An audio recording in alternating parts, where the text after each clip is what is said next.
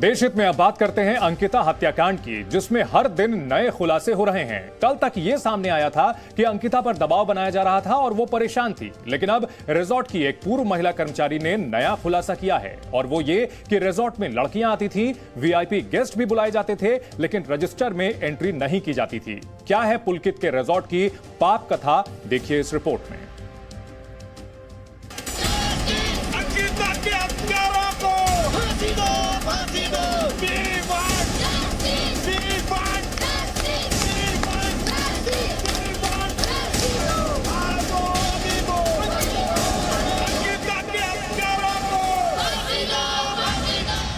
पुलकित के रिजॉर्ट की पाप कथा।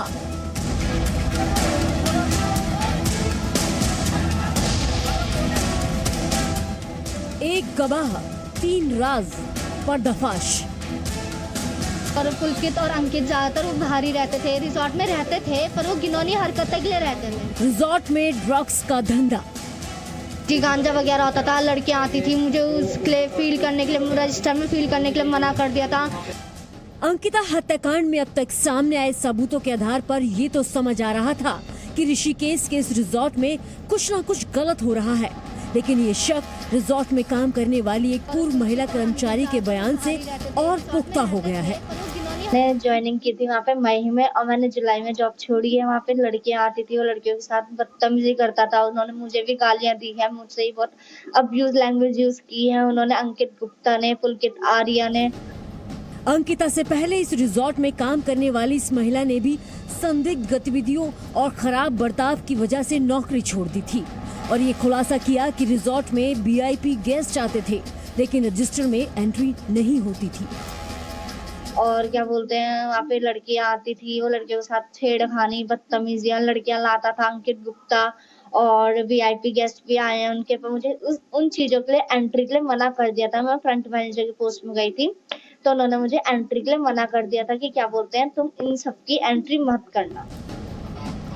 जी न्यूज ने अंकिता के दोस्त से फोन पर बात की, जिसने बताया कि अंकिता भी इसलिए परेशान थी, उस पर भी रिजॉर्ट का मालिक और मैनेजर दबाव बना रहे थे।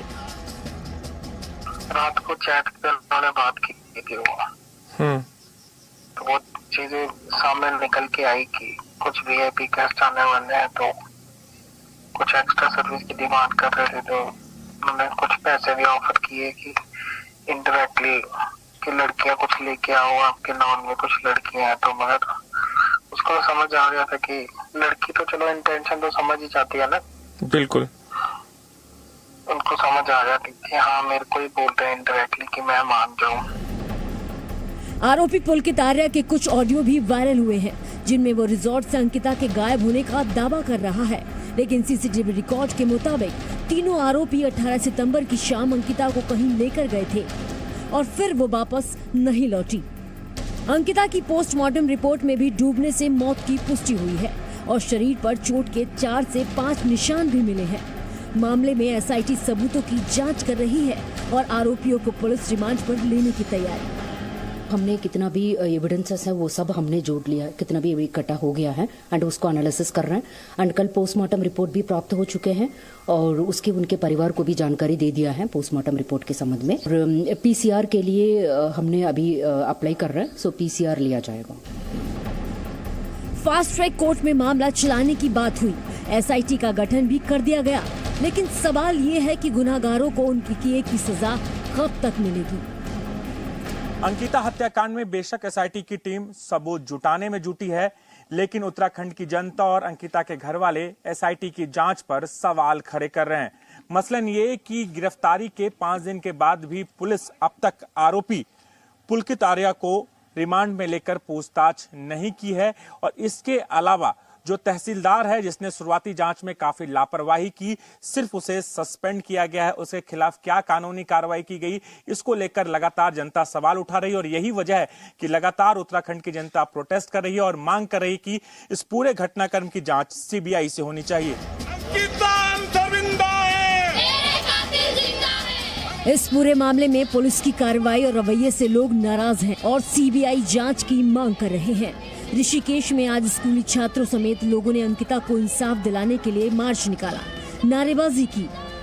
हमारा ये क्षेत्र जो है शांति प्रिय तीर्थ स्थान सुनसान है, शांतिप्रिय एरिया है और वहाँ इस तरह की हरकत होती है, इस तरह की घटना होती है। कातिलों को बस सिर्फ जनता के हवाले कर दो। जनता की एक ही मांग है कि फांसी, सिर्फ फांसी और कुछ नहीं चाहिए जनता को। इस विरोध प्रदर्शन में बड़ी संख्या में छात्राएं और महिलाएं भी शामिल हुई। तख्तियों पर लिखा था justice delayed is justice denied, यानी इंसाफ में देरी इंसाफ न मिलने के बराबर है। संवाददाता राजू राज के साथ ब्यूरो रिपोर्ट, जी मीडिया।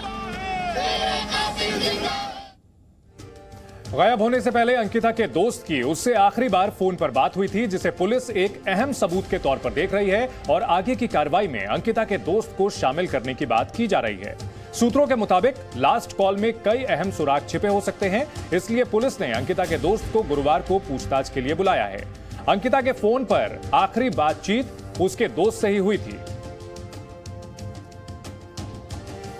अंकिता के दोस्त के पास तीनों आरोपियों की कॉल रिकॉर्डिंग है और पुलिस आरोपियों को रिमांड पर लेने के बाद अंकिता के दोस्त से उनका आमना सामना करवा सकती है।